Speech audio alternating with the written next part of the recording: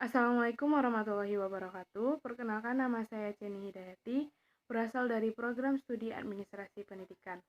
Nah, di video kali ini saya ingin membahas tentang prinsip komunikasi dan berbagai hambatan yang terjadi dalam komunikasi.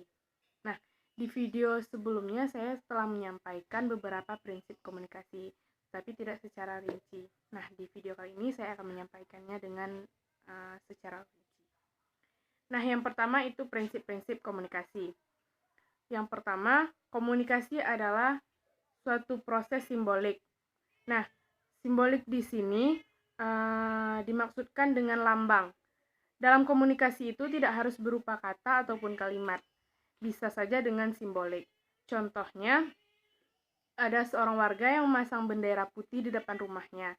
Nah, itu secara tidak langsung orang rumah telah menyampaikan informasi kepada siapapun yang melihat bahwa di dalam rumah tersebut sedang terjadi kemalangan. Nah, yang kedua itu setiap perilaku mempunyai potensi komunikasi. Setiap orang tidak bebas menilai. Pada saat orang tersebut tidak bermaksud mengkomunikasikan sesuatu, tetapi dimaknai oleh orang lain, maka orang tersebut sudah terlibat dalam proses komunikasi. Nah, selanjutnya, komunikasi punya dimensi isi dan hubungan. Setiap pesan atau komunikasi tersebut mempunyai dimensi isi, di mana dari dimensi isi tersebut kita bisa memprediksi dimensi hubungan yang ada di antara pihak-pihak yang melakukan proses komunikasi. Nah, yang keempat, komunikasi itu berlangsung dalam berbagai tingkatan kesengajaan. Setiap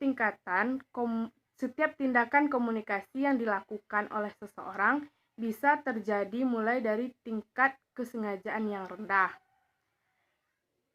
sampai pada tindakan komunikasi yang betul-betul disengaja. Contoh, pihak komunikasi mengharapkan respon dan berharap tujuannya tercapai.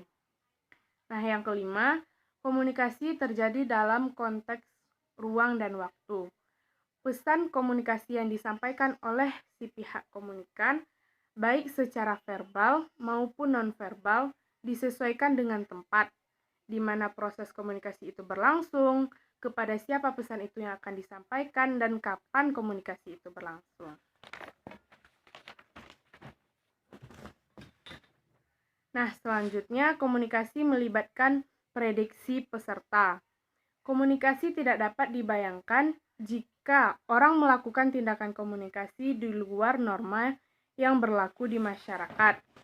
Jika kita tersenyum kepada seseorang, maka dapat diprediksi bahwa penerima akan membalas senyuman. Nah, prediksi seperti itu akan membuat seseorang menjadi tenang dan dalam melakukan proses komunikasi. Nah, yang ketujuh, itu komunikasi bersifat sistematis. Dalam diri setiap orang mengandung sisi internal yang dipengaruhi oleh latar budaya, nilai, adat, pengalaman, dan pendidikan. Nah, sisi internal seperti lingkungan keluarga dan lingkungan di mana kita bersosialisasi, itu sangat mempengaruhi bagaimana dia melakukan tindakan berkomunikasi. Nah, yang terakhir, semakin mirip latar belakang sosial budaya, semakin efektiflah komunikasi. Nah, jika dua orang melakukan komunikasi berasal dari suku yang sama, pendidikan yang sama, maka ada kecenderungan dua pihak tersebut mempunyai bahan yang sama untuk saling dikomunikasikan. Nah, selanjutnya itu hambatan-hambatan yang terjadi dalam komunikasi. Yang pertama yaitu hambatan fisik. Hambatan ini menyangkut hal-hal yang berkaitan dengan fisik atau badan.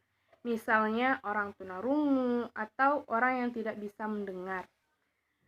Nah, di sini kita mengalami kendala dalam berkomunikasi dengan orang tersebut. Yang kedua yaitu hambatan kepribadian.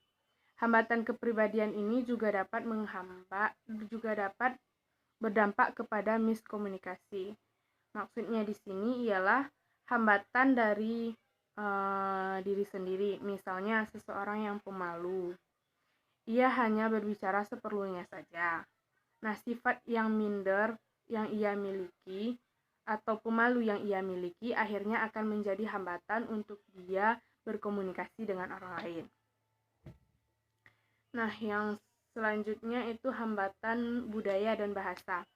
Perbedaan budaya, bahasa juga dapat menghambat terjadinya komunikasi. Contohnya, kita dengan budaya Indonesia, bahasa Indonesia itu sangat menghambat berkomunikasi dengan budaya luar atau bahasa asing jika kita tidak bisa menguasai bahasa asing.